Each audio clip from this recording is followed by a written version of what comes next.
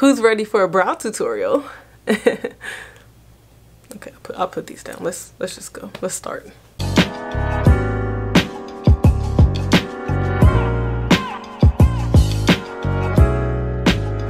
The first product that we're going to be using is a brow pencil, and I go in with my CoverGirl Easy Breezy Brow. And I love the pencils because they're so easy to use, whether you're a professional makeup artist or a beginner.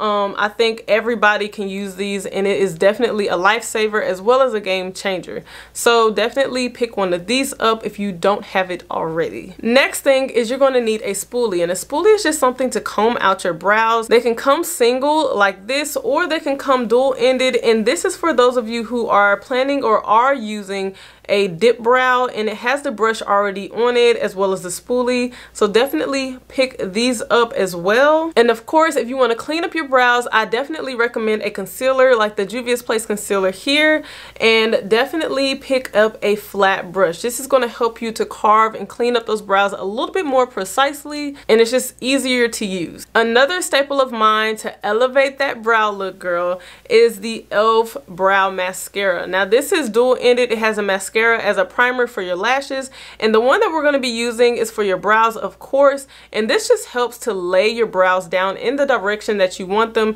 and allows them to stay in that direction. So I started using this a couple of months ago, and I don't think I'm going back. I absolutely love this product, so pick this up if you feel like you want it or you need it. Definitely get this. It's affordable. I love it. And last but not least, something else that should be added on maybe down the line is a blending brush. This is Real Techniques, and I love this because it's small enough to get into that intricate spot, and then it also, just like any brush does, it spreads it out and makes it look more like your skin, so that concealer is just not sitting there, you know, looking flashy, if that makes any sense. So you're able to blend it out just like this really perfectly, and it just blends in with your overall look. Okay, so we are up close and personal, and you guys, to start off, we're going to take this spoolie here and we're going to just start combing out our brows in the direction that you desire. This is going to be typically up and out, especially if you're going toward the tail end of your brow. So make sure you do that first. Then we're going to go ahead and use our Easy Breezy Brow pencil and start shaping our brows. So we're going to start with the lower half, and that natural line that you have on your brow, that's what you're going to use to draw in that line. Now I want to suggest that you use short strokes. Do not try to drag it all the way through. Now after that, I typically go ahead and start from the back and work my way forward. So I'm going to start on the tail end, and as I'm doing this, I'm also going to try to fill in the tail end. So I'm not going to go all the way to the front like I did the bottom. I'm going to stop about halfway through, and that's going to tell me where I should stop when I am filling in my brow. Following that, I'm going to obviously go ahead and fill in my brows to my desire, but I like for the tail end to look darker than the front, so I fill in as much as I can. And then after that, I'm going to go ahead and use short strokes, and it's hair-like strokes. That's usually the term that everybody uses, towards the front, and that is to create this natural ombre effect, this natural brow look, but it still looks snatched, you know, something that the girls like, you know what I'm saying.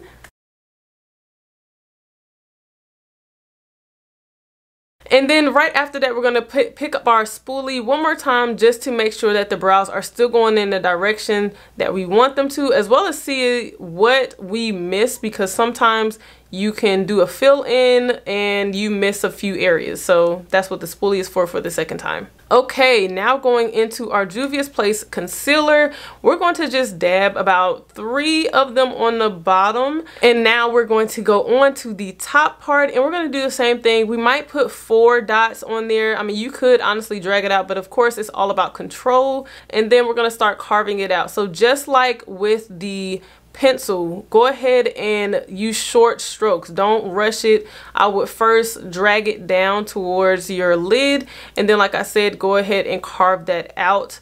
And if you feel like you've messed up earlier on when you were drawing your brow and you're not creating the arch that you want, this is where you clean it up. This is why I like to use concealer right afterwards. And so we're going to put 4 dots at the top, and do the same thing. We're going to bring that brush or the concealer up towards our forehead. We're going to take those short strokes and clean up the top of our brow.